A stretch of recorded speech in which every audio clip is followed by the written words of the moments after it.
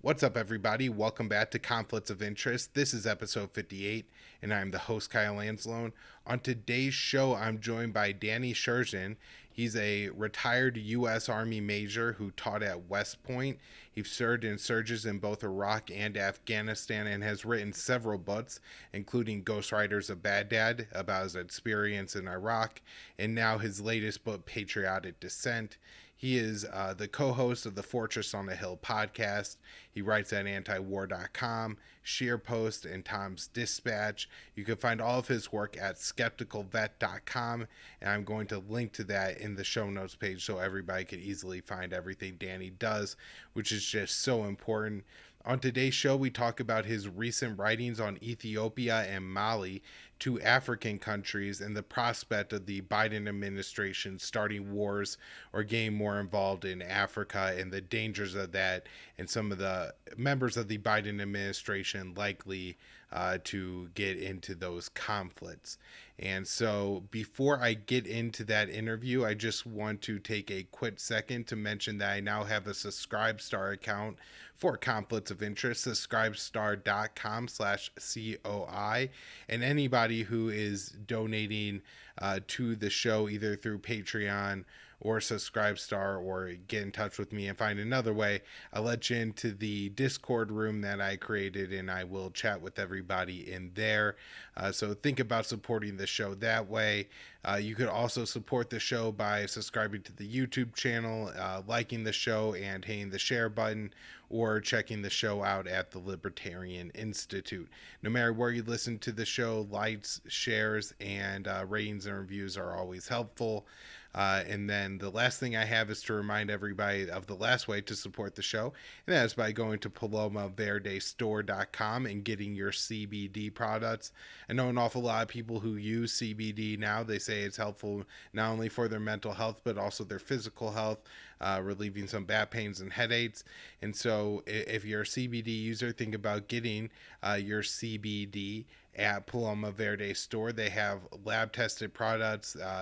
They have extracts, soft gels, gummies, all kinds of ways to take your CBD. Find out whatever works best for you.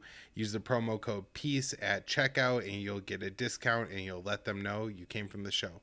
And with that, let's get into the interview with Danny. All right. Hey, Danny, welcome to my new show, Conflicts of Interest. It's been quite a while since I've talked to you and had you on a podcast, but man, it's been I think a week for the subject we're going to talk about. Looking at the news recently, there's been a lot going on in and around Ethiopia, so I think we'll have a great conversation for today. But let's talk about Ethiopia. I have a map up here for people who don't know where Ethiopia is. It seems like in a really unique geopolitical situation here because it doesn't have access to the Red Sea. It looks like it has to be one of these like colonial things or something where this country somehow has all this very close assets to the Red Sea, but none itself. Although it does hold a lot of very important waterways, like going into like Sudan and Egypt, and they've been building a massive dam that I know has like caused some like tensions between Ethiopia, Sudan, and Egypt. We'll talk about Eritrea and the conflicts there, and then of course you mentioned in your recent words some of the interventions that have gone on in Somalia that have been backed by the U.S. So I don't know, Daniel, wherever you think is the best place to start with Ethiopia, but it just seems like one of these countries that is in a very, very kind of precarious spot geopolitically. So if there's like some instability or something going on there, I'm guessing there's going to be a lot of fallout and everything. Well, actually, if you can leave the map up for like the first minute, there's a lot of folks who will say that geography is destiny. And some of the folks who've said that over the years were like mild fascists, so we have to be careful. But there is some truth in it, right? If you look at Ethiopia, one of the things that's important is where it is, the Horn of Africa, which has long been considered strategic, and not just by the U.S., right? I mean, by all various empires and just major hegemonic entities. It's close to the Persian Gulf is just on the other side. It's right across from some of the Gulf states like Yemen, the UAE, Saudi Arabia, and the Nile, an enormous portion, 70 or 80% of the source of the Nile really comes out of Ethiopia. So there's the water factor. Now let's look who borders it. It used to, before Eritrea, right, which is there in yellow directly to the north, before they officially broke away, or I think around 1993, and then there was a pretty significant war around 1998 to 2000 between Ethiopia and Eritrea. Before that, it did touch the Red Sea itself, so that's a problem, right? So you've got this landlocked country, the most populous landlocked country in the world, right, at about 100 million people. Now let's go counterclockwise. So you've got Sudan to the northwest and South Sudan, right, one of the newest countries in the world, which broke away from the Sudan, and that's to the west. Well, what's important about this is Ethiopia is a mixed but majority Christian country and power, and the Sudan, of course, is Muslim. Sudan has often been tied to some Islamist movements. Bin Laden was there for a while in the mid-90s. South Sudan is more Christian and animist and has had its own not only breakaway war that went on for like 30 years with Sudan, but also has had massive refugee crisis and a civil war in the new state, right, between the various mostly ethnic factions. Now to the south, in yellow there, is Kenya. Kenya is a mostly Christian country. It is also full of a lot of different ethnic groups. It's also a former British colony and a large American ally where AFRICOM loves to just kind of operate. And oh, by the way, American troops and contractors were killed there this January by the Al-Shabaab Islamist movement in Somalia, which we'll get to. Coming to the east, you have this really weirdly shaped actual horn, like an actual rhino horn of Somalia, which, kind of points out into the Red Sea. Ethiopia has on and off been intervening in Somalia, sometimes at America's behest. And oh, by the way, there are lots of ethnic Somalis living in eastern and sort of, you can see the portion of Ethiopia that also points into Somalia, the Ogaden region, and there's been massive wars there by breakaway sects of Somalis. And then, of course, you got Little Djibouti, right, which is basically a French Foreign Legion, old school 19th century base turned into a country. It has a pretty significant port. And, oh, by the way, it's a base nation. So that's where Combined Joint Task Force Horn of Africa, the largest AFRICOM ground element, is headquarters there. But China has a base there. Spain, the UK, the Israelis get involved. The UAE has a base there. It's a base nation. And oh, by the way, Camp Lemonnier, which is the main AFRICOM base there, is in fact next door to and a former actual French Foreign Legion base. All of which is to say Ethiopia is in the center of this. It has 80 ethno-linguistic groups inside its own borders, many of which have ties to the countries that border it, some of which don't. And it has, I believe, 11 separate federal states and a system that they call ethnic federalism, which gives an enormous amount, theoretically, and sometimes really, autonomy politically, socially, and culturally to the regional states. So I'll kind of pause there, except to say the conflict we're going to talk about, that this war in Tigray, which is the northern portion that borders yellow Eritrea there to the north, this conflict in Tigray, this sort of civil war or rebellion, is largely driven by tensions surrounding that notion of ethnic federalism. So thanks for leaving the map up, and now we can show our handsome faces. Thanks. Yeah. Well, I have a few more things to scroll through here. Like on, there was the Prime Minister, newly elected Prime Minister of Ethiopia, had won the Nobel Peace Prize in 2019, and it was, I guess, for his efforts with the neighboring state Eritrea, which, from my understanding, one like the most oppressive governments. And at the time, people compared it to North Korea. I don't know if that comparison is fair or not. North Korea is a pretty extreme example of a repressive oppressive state. Uh, but people thought like, oh, this is a great guy. At the time, I talked about on the show, I had the example of Aung San Suu Kyi, who was received the Peace Prize in Myanmar, and then a few years later, her country had waged an ethnic cleansing campaign against minority groups. So, I wasn't so sure, but it seemed like this was definitely sold to us as a peaceful achievement. So, is this guy worthy of the Nobel Peace Prize, or is this like just some warmongering efforts? I mean, I'm really glad you put this up here because and the Aung San Suu Kyi uh, comparison or parallel, a dark one, is interesting and it's real. Does Prime Minister Abiy deserve the Nobel Peace Prize? In some ways more, and in some ways less than Barack Obama ever did. This is interesting. So what you have now is the ironic and sort of dark contradiction of a Nobel Peace Laureate waging massive and fairly brutal war on a breakaway federal state, including artillery and airstrikes that have allegedly hit hospitals, unleashing ethnic militias, sub-state militias who have been part of some massacres. And of course, there's massacres on the other side by the Tigrayans, and then lying about the whole thing. So and so we have a year later, all right, a year and a half after he wins the Peace Prize. Now, here's what's interesting about the Peace Prize too. He wins it for making a peace with Eritrea, which had kind of officially just stayed at war, like a kind of cold, hot hybrid war with Ethiopia since the early 90s. But it's all unofficial. It's all unofficial, right? So in other words, it's like a gentleman's agreement between the president come dictator, right, of Eritrea and Abiy himself. And it's hard to know how stable it is because it's like not even really in writing. And oh, by the way, you mentioned in the very beginning, in the lead up of Abiy, that okay, like he was just elected.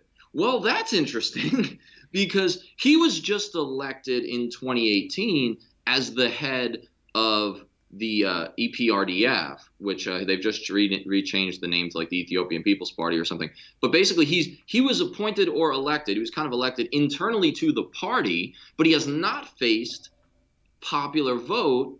And part of the reason, good or bad, that Tigray kind of revolted, this northern state, is because as a result of the COVID crisis, the election that was, I believe, scheduled for September was delayed in March.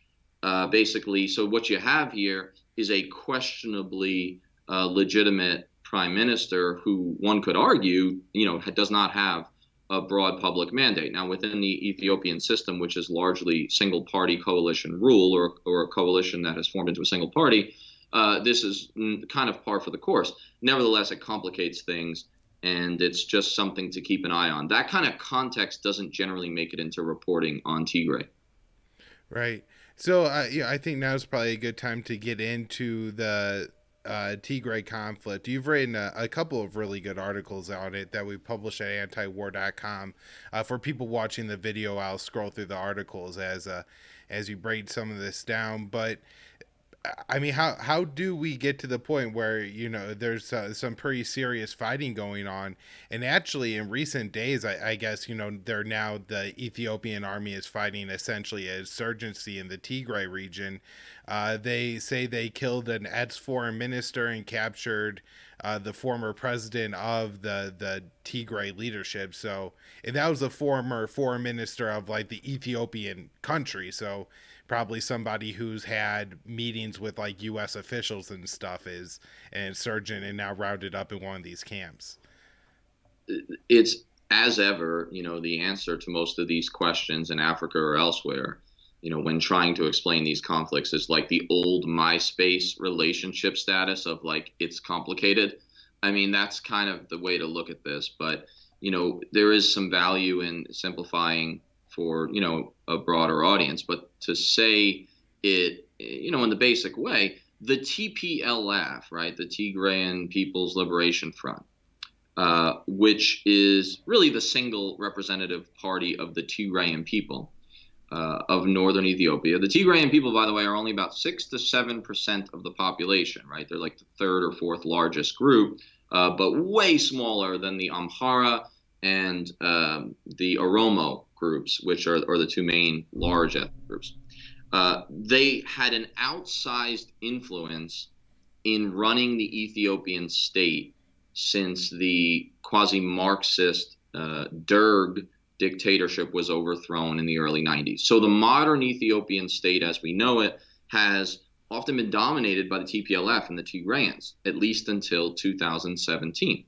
Now, the reason for that is because Tigray is a fairly wealthy area, very politically active, and the TPLF was one of the most active and effective uh, insurgent groups in the coalition that overthrew the Derg, which was a Soviet allied Marxist kind of single party regime.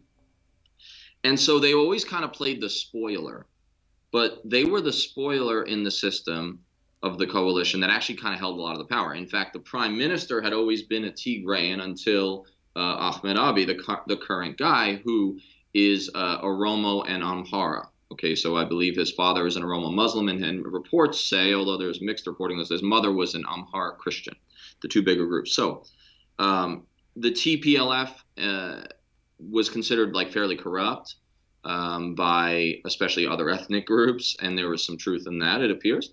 And when in 2017 there were like street protests against TPLF rule, and the TPLF lost the prime ministership, Abiy steps into the fold, and he begins what is seen by many groups, not just the Tigrayans, but many smaller ethnic groups, as a centralization project, almost a neo-imperial project, whereby Amhara rule in particular, which has always been the cultural and ethnic linguistic kind of dominant group in Ethiopia, that was back, that this is like back to the empire. The empire strikes back. The Ethiopian empire, which we talk about, it was an African empire, and still is.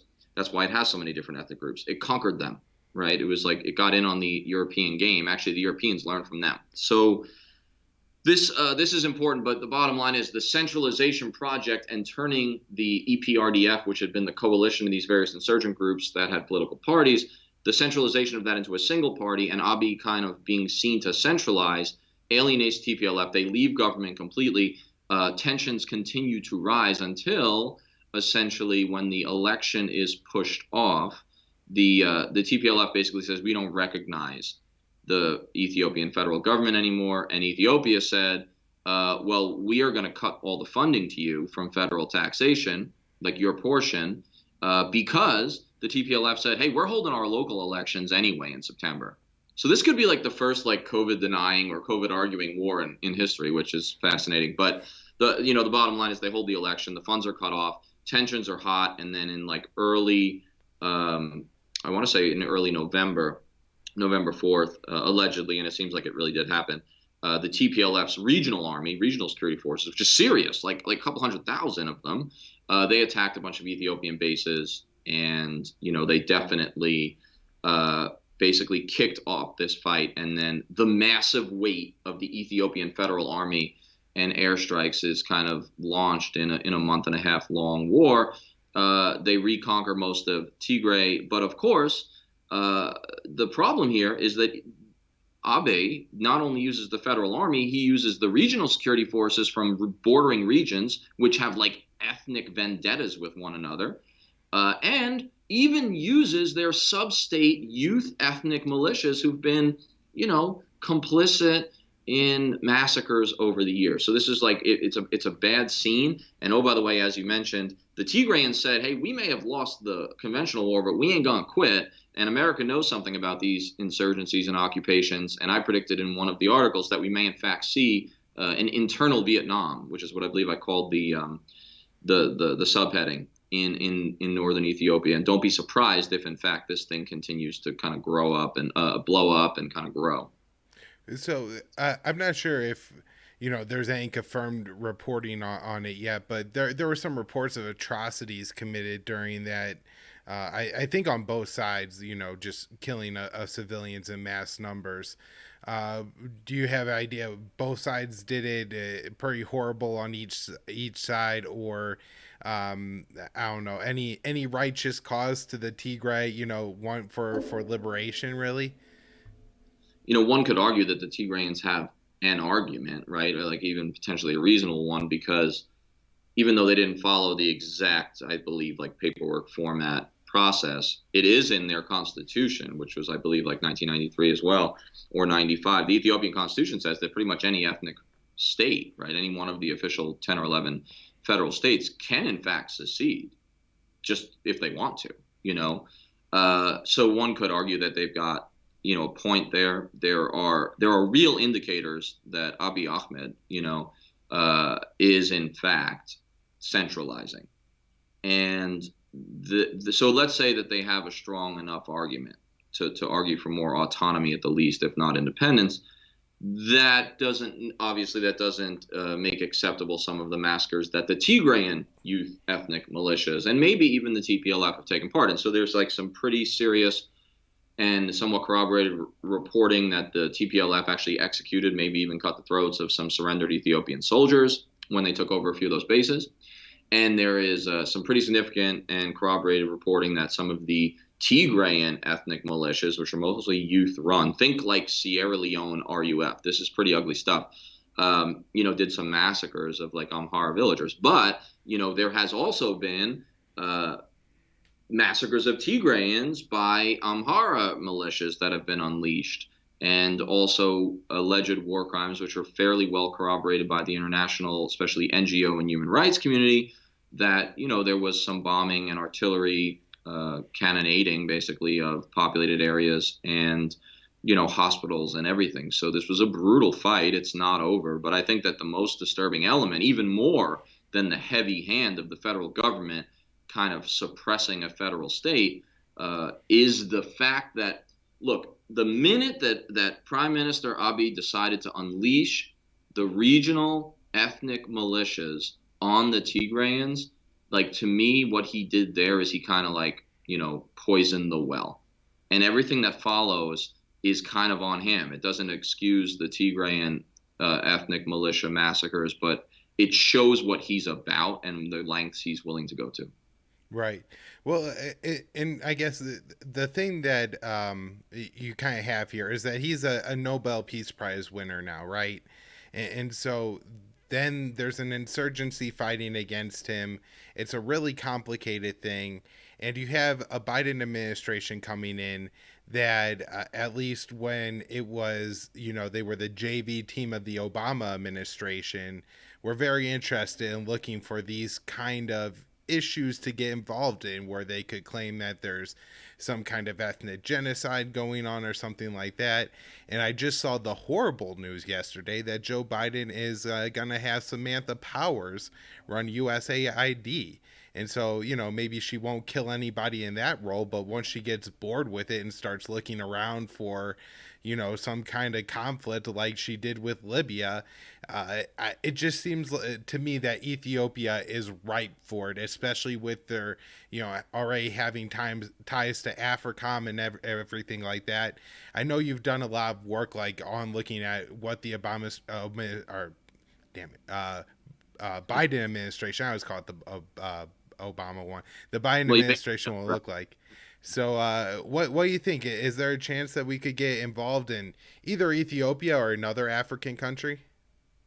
Well, sure. I mean, putting Samantha Power in charge of USAID is basically like asking her to apply a militarized R2P responsibility to protect to USAID. Like, are we gonna start having like USAID and maybe even Peace Corps types like carrying assault rifles and like saving the world? Is it? I mean, you should just rename USAID to like Militarized White Saviors Incorporated, right? And I'm purposely being flip here, but Samantha Power, she is probably the prime proponent within the Obama administration, if not within Washington in general, of this liberal interventionism. And her research may uncover some genuine massacres, genuine genocide, and real flawed international responses, like she writes about Rwanda. And so she takes a couple of like some facts that are real, some problems that exist, and then she does that thing that people seem to do in the hawkish Washington bubble, and then apply American military solutions to it. and they may like surround it with buzzwords like multinationalism. So like, let's hope that she can't do too much harm over at USAID, but let's not rule it out, because USAID has always been more than a humanitarian game, right? It has always been politically inflected, and it has often been complicit and in cahoots with like the CIA. And then just read some Cold War history, right? And you know that. So that's problematic. Look, does the Biden administration get involved in Africa in some sort of military interventions, or I should say military escalations? Maybe more likely than Trump even. And I say that as somebody who loathes Trump. But the point being that, what does the Obama squad, what does the Obama Clinton alumni, kind of retread element that Biden has brought in, what do they know and what do they like? Well, we know what they don't like. What they don't like is America minding its business. But what they also don't like is Iraq-style invasions, like 150,000 Americans take over a Muslim country, right? They think that's a mistake. They're not anti-war, they're anti-Trump, and they're anti-Bush war.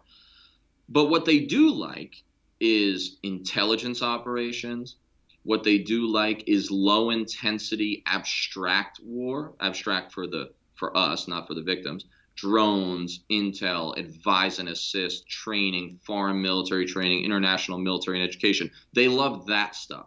And Africa, and AFRICOM in particular, has been kind of the petri dish and the proving ground of that.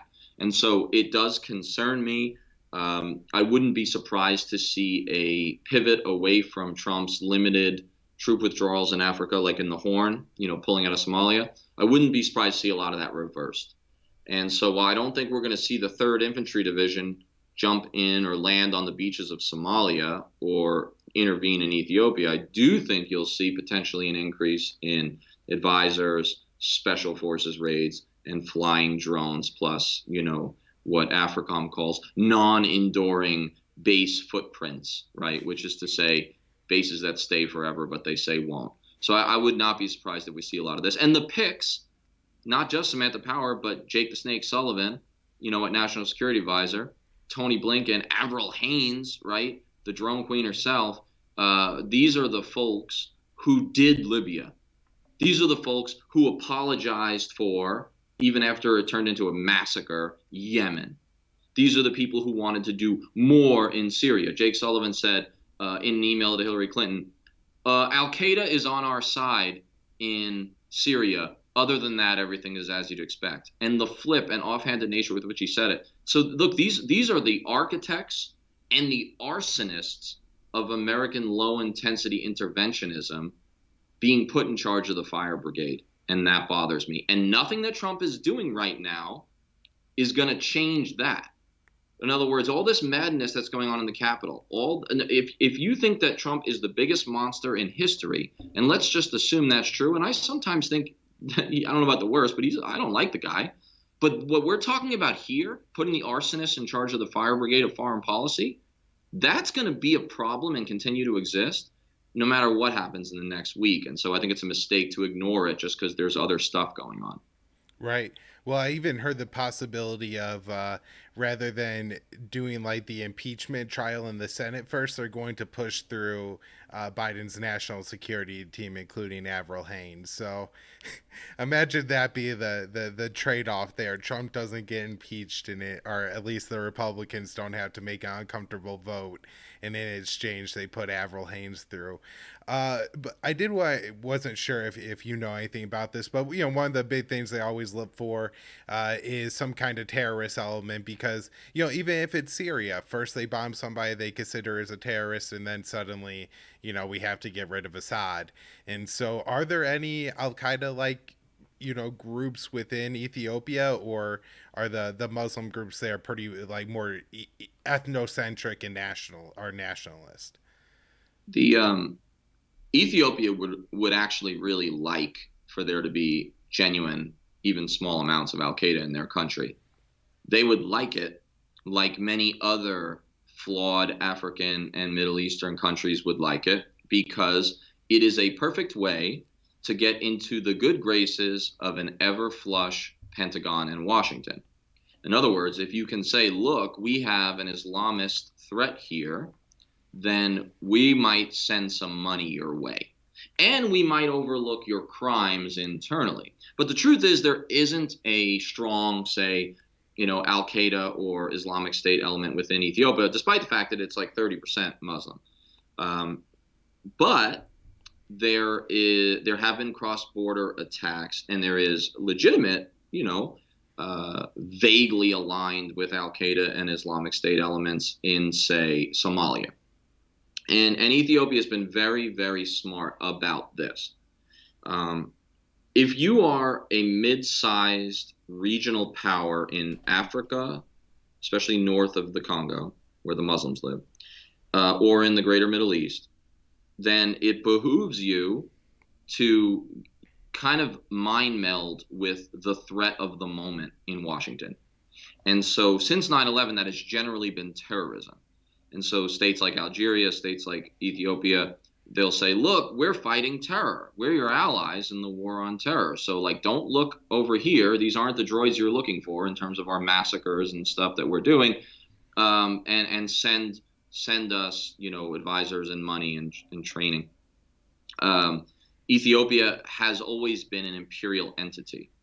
It competed with the British during the high age of imperialism in the late 19th century, and it is always described as one of only two countries in Africa that was never officially a colony, and that is Liberia, because it didn't have to be, because it was an American protectorate ruled by the descendants of American slaves, right, who had been basically sent over there.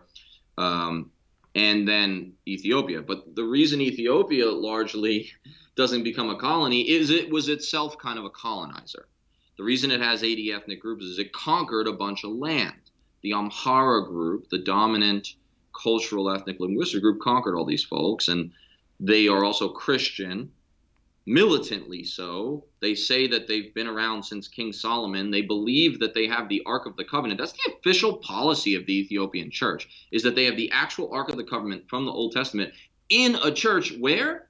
In Tigray, in a small village church in Tigray. So they were a militant Christian empire that conquered a whole bunch of groups, some of which were Muslim, and they basically said, look, we're just like you guys. We just have black skin, we're also Christian. We got the Ark of the Covenant. And so they kind of got a pass to some extent, although there was some fighting from the Europeans. So that has applied in places like Somalia to this day, where Ethiopia still has thousands of troops as part of the AMISOM mission. It's like a African Union mission there, fighting al-Shabaab and other various Somali groups, but actually inflaming it because they're seen as occupiers, Christian occupiers at that.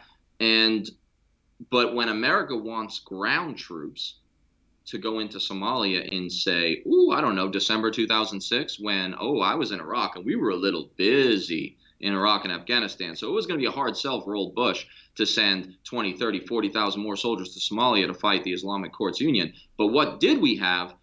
A willing and enthusiastic proxy in Ethiopia. So we green light and then support their invasion of Somalia in December 2006, and they get bogged down in what's been called Ethiopia's Vietnam.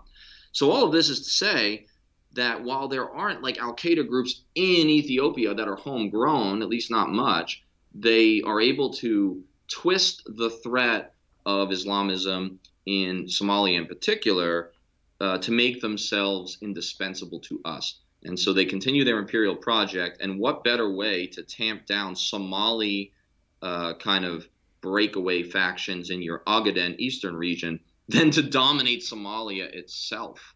Which they've continued to do with U.S. support. I would expect to see more of that from Biden, not less. All right. Well,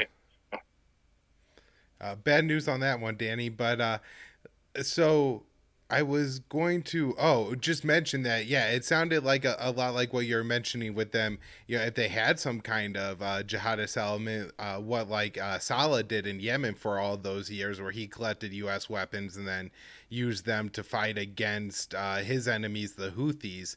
So I was wondering if there's any idea that the support that Ethiopia, or the role that Ethiopia has played with AFRICOM, if they've been able to use any of those resources in this conflict.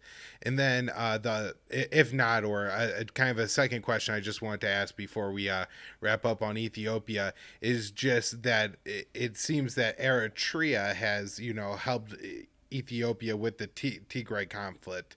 And so just that was the peace deal that seemed to get Abe all of his credit is quite interesting that ends up being the result. I mean, talk about a twist for the folks up in Scandinavia, right? In the Nobel Council. Uh, First of all, to answer your first question, I like to think, and I'm pretty sure I'm right, that Prime Minister Abe goes to bed every night saying, damn, I wish the Tigrayans were Muslim. Because, if he was able to brand them as like a Muslim breakaway state, which has Al Qaeda connections, right, it would be a lot easier to get U.S. support. For the first portion of this war, the U.S. State Department stayed kind of quiet. It didn't really take sides. And traditionally, Abiy is a Western favorite. He's eloquent.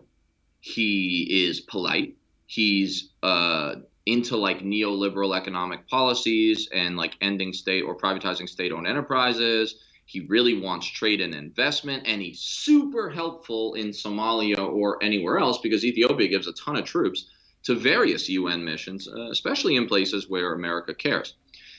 So that you would think we would just support them. But then this other part comes in. And like I said, the well was poisoned by Abiy the minute that he used those ethnic militias to suppress Tigray. I should say the second part of poisoning that well, equally obscene, was colluding directly and lying about it for months he lied about it. And now it's just like out in the open. And I don't think he still hasn't admitted it, I don't believe. Colluding directly with his former enemies, the Eritreans, to have them invade and open a second front to the north of Tigray by sending like divisions, plural worth, of uniformed Ethiopia or Eritrean army into the north of Tigray. People have been screaming about this from the start. Western observers, NGOs, local Tigrayans, even in Ethiopia in general, all admitted this was happening. Abiy kept lying about it. Well, now it's clear that they have, in fact, colluded with the Eritreans. And so even the U.S. State Department, which generally likes Abiy and Ethiopia, had to say something about this. And they were like, look, we got real reports that seem corroborated, and we believe them, basically. Official statement that you're using the Eritrean army, and like that's against the law. You know what I mean? Like this is not okay, basically, like international law stuff. So that's the problem. So yeah, what does it say about the Nobel Prize? Wow, you can't write the irony. Truth is stranger than fiction. Abiy wins the Nobel Peace Prize for making a gentleman's agreement unofficial peace with Eritrea. And then the year after he wins the Peace Prize, he conspires with the country he made peace with in order to make war on his own people. Wow. I mean, tragic comedy? I don't even know. That's some Greek stuff, though. That's quality hypocrisy. I mean, it is, but you don't have to go all the way back to the Greeks. Obama did it too with his drone war. So, but before we wrap here, Danny, I did want to talk about Mali since we're talking about Africa. And you just happened to wrote this great piece for antiwar.com today, titled "In Other News, Another Franco-American Forever War Failing in Africa, Mali Edition." For just a quick couple of bad stories here. I believe 4 UN peacekeepers now. It was 3 when it was first report, but up to 4 UN peacekeepers and 5 were wounded in an attack in Mali. And then in the past 2 weeks, I guess, France has lost 5 of their soldiers in Mali, and then they potentially bombed a wedding party. They deny it, but local sources say they bombed it and killed 20 people at a wedding. And so now France is looking for an exit, and I don't know, just seeing again who's in the Biden administration, it looks like America may be willing to fill that void, even if not with our own soldiers, at least with enough of our drones or something like that. I mean, I'm working on a piece for Tom Dispatch that'll come out a week from today, and it's basically like a predictive crystal ball. What will the Biden foreign policy look like regionally, like a tour? And one of the things I'm writing is keep an eye on Africa. And I mentioned it earlier. I think Africa is the kind of proving ground for the Clinton, Obama kind of Biden encore of that low intensity war, right? This this idea that you can do a lot with a little. Of course, it all fails. And it's brutal and looks a lot like real war to the victims, who are usually Africans, locals. So what's going on in Mali is interesting. I mean, that forever war, it's been called France's forever war, I mean, frankly, has been going on and off since U.S. Green Berets were first spotted in the country in like 2002 and 3. And the latest like hardcore wave that put 5,000 French soldiers, which is the equivalent of 25,000 American soldiers per capita. So 5,000 French soldiers. What got them there is that, an Islamist faction that is vaguely linked to Al-Qaeda, and now there's an Islamic State affiliate, but really building on local ethnic Tuareg grievances, took over northern Mali in 2012-13. In Operation Serval, the French stepped in and stopped them from driving on the capital in the south of Bamako. And they didn't leave. And so a year later, they changed the name of Operation Serval to Operation Barkhane, which is the current mission, which has a broader West African Sahel scope. So it's headquartered in Chad, right, ruled by a wildly problematic dictator. It's headquartered in Chad, and it fights in like Burkina Faso, Niger, and then as well as Mali, and also involves like Mauritania. So basically what you have here is Francophonie Africa, right? The old French West Africa, having its old imperial masters back in a real way, but this time colluding with, directly working with, and supported by the U.S. We have soldiers in the region as well, not as many. There's most reports say we have about 1,000 to 1,200 soldiers in the West African Sahel. But what we provide the French with is intelligence, surveillance, which, read drones. But this thing has been failing. It's Mali, the insurgency has grown. Attacks are up 1,000% since 2009.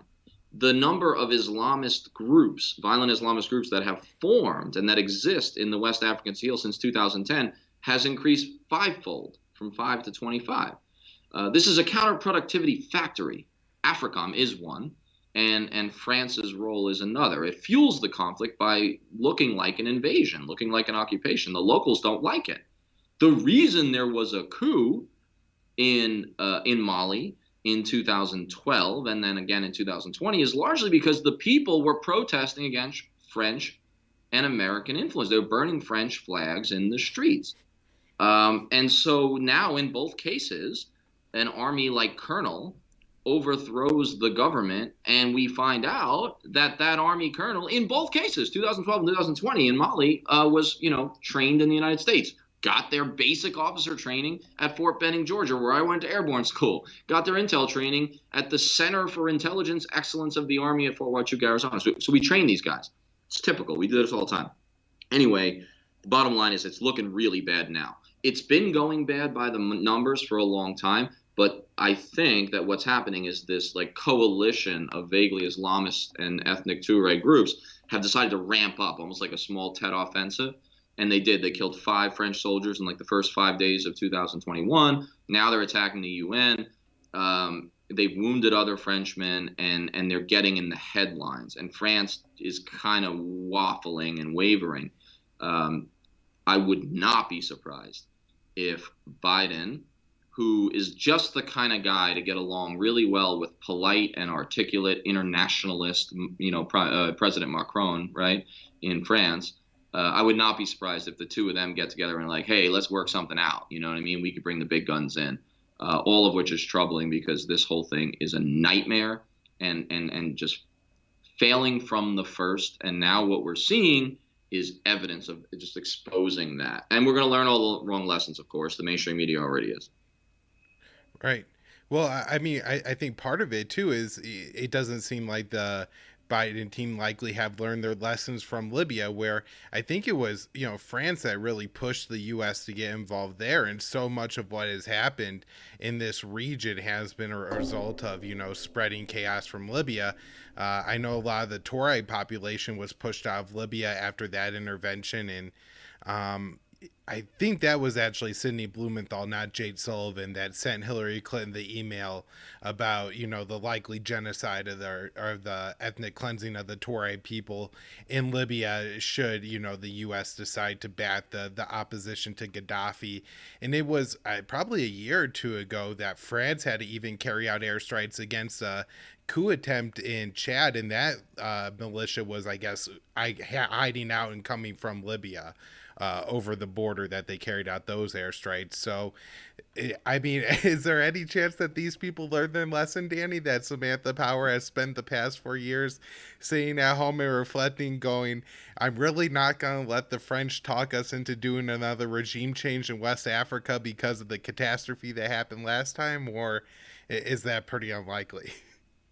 I mean, Samantha Power is like a kid who gets their allowance money from their grandfather. It's like anytime there's like violence or like even small massacres, just the knowledge of that is just like burning a hole in her pocket. She's like, I have to do something. And it's like, yeah, but look at all this evidence, like scholarly and academic, that like intervening is worse. No, but I have to. You know what I mean? Like that's who she is. But if I allow myself like a flip Trump moment, remember when he said like, Obama was the founder of ISIS. I mean, he was the founder. And then they were like, well, not really. You're saying like this, and this, like that there's relations. He's like, no, he was the actual founder. Like he put the crown on their head. And like it was a little ridiculous, but he wasn't all wrong. Well, I'm going to say this. Hillary Clinton and her favorite errand boy, Jake Sullivan, are the founders of the massive insurgency in northern Mali and the broader Sahel. Well, how, you might ask? They didn't do a whole lot of stuff in Mali. No. They were architects of Libya, and as you mentioned, it was guns and it was Tuareg fighters who were loyal to Libya, who had actually left their countries in the Sahel and went to work as like mercenaries for Gaddafi, who returned home after we shattered that country and flooded into this region. And what did they have? Well, no prospect for jobs, right? But what they did have was guns, training, and a whole lot of angst and a little bit of anti-American sentiment to boot. And so that is why, look, sequence matters. Sequence matters just like geography matters. Why is it that northern Mali, Timbuktu and such, is seized and this insurgency forms and actually seizes the northern half of the country? Why does it happen in 2012 and 13? Oh, gee, as you mentioned, I heard that the Libyan regime change was the year before. This is important. Last point on this, no one ever mentions this. Whether his motives were pure or not, Gaddafi had styled himself, especially later in his tenure, as a champion for Tuareg autonomy and independence in West Africa. He even like traveled to Mali and gave a speech calling for a Tuareg state, like kind of like the Kurds, because they're in a bunch of countries, but they don't have their own country. So he basically said, like, I would support that. I think that's good. So that explains partly why they were motivated to go be mercenaries for him. And it just adds this U.S. factor into the whole thing. Because what do we know? Arsonists are in charge of the fire brigade, and America creates the conflicts it needs to justify its military commands. Let me say that again. We create the conflicts we need. We fuel them. We catalyze them. And then use them to justify the existence of our militarized proconsul commands. AFRICOM needs there to be a certain level of violence in Mali. That's not conspiratorial. That's opportunism. And they, in fact, have been making it worse from the start. Everyone likes COIN a lot, counterinsurgency in the military. Probably some of the guys at AFRICOM helped write FM 324 when they were like majors in the depths of, Fort Leavenworth. And one of my favorite parts of an otherwise ridiculous snake oil sales military manual is there's this list of the paradoxes of counterinsurgency. And one of them is sometimes doing nothing is the best option. And I really wish that could become the new motto of AFRICOM. Well, good luck. I mean, that would be a great motto for the military, but it doesn't seem likely that they're going to ever really get that message, especially when what are all the generals going to do, Danny? How many generals are employed with AFRICOM? Are they all going to like have to retire or lose their posts? Are they going to make less generals in the future? It doesn't seem that's the way the U.S. military usually goes. Any like anything I missed asking you, or not that we have to get into a whole nother country today. Are there any other hot spots in Africa that you have your eye on for the Biden administration? I just, I look at a map of the Middle East and what's happened since, the fall of the Soviet Union in 1990, right? And you're like, that looks pretty used up. Like everybody left is either a pretty solid American client state, a protectorate, or has been turned upside down. There's not a whole lot left to bomb, or it's Turkey, and what are you gonna do about that? But in Africa, it seems like there's a lot of room to, pretend like, oh, we, just have to go stop this genocide and that one and remake this state. And, they've spread enough terrorism there now that they could keep, pointing here and there and everywhere else for where they have to bomb. So I would just say keep an eye on three things in Africa, and I'll keep it really brief. In West Africa, in the Sahel, continue to keep an eye on the U.S. taking over for France or picking up some of the slack. And what they'll use is the statistics showing that violence is going up without mentioning the context that we helped cause violence to go up, our intervention and the French. Second thing, small and obscure that no one's paying attention to, Mozambique, way down in Southeast Africa, former Portuguese colony. There's like an Islamic State-ish faction there that's seizing some terrain up in the north. If I was looking for relevance as AFRICOM or a place to intervene, if I'm Samantha Power, I would point to some of the violence there as a potential place to put some U.S. advisors where they really haven't been yet. Southeast Africa hasn't really been in the purview of AFRICOM. And then finally, the Horn is going to remain relevant, but I'm going to argue it's not because of Al-Shabaab and Somali terror. That's the old flavor. That's the post 9/11 flavor. In the 2018 National Defense Strategy, great power conflict, GPC, has become the new buzzword in the military. Everything has to be oriented towards great power conflict. That's Russia and China. AFRICOM wanted to get in on that game, and they did a review this year in 2020 of their lines of effort. And they put for the first time, they listed as their number one line of effort, being involved in great power conflict. So the reason the Horn matters is there is one Chinese base there. It's an important sea lane. Expect that conflict, if it escalates, to be justified by the fact that, look, we've got to get in there. Otherwise, the Russians and the Chinese are going to take over. And of course, final point, AFRICOM is founded in 2008. Is it a coincidence that that's exactly the moment, I think 2009, when France and the U.S. are eclipsed as the top trading partner for Africa by China? I don't think it's fully coincidental. There's an economic component. So look at those different pivot points. If I was a betting man, the Vegas odds are with me that those are the areas you might see a Biden administration escalate. Yeah, well, that China Belt and Road, I think that's going to become a very common scare phrase. Oh, China Belt and Road coming up. But that's a whole nother show for a different day. Danny, tell people where they could find all of your work. I mean, you host the Fortress on a Hill podcast. That's great. I was listening when you guys drop a new episode. You write everywhere on the internet, but especially antiwar.com, SheerPost, and Tom Dispatch. Is there any other super regular places you write? The best way to just keep up my work is skepticalvet.com, which is my website, because everything I write ends up there, as well as appearances that I do. Check me out on Twitter at skepticalvet. I like to keep it pretty simple.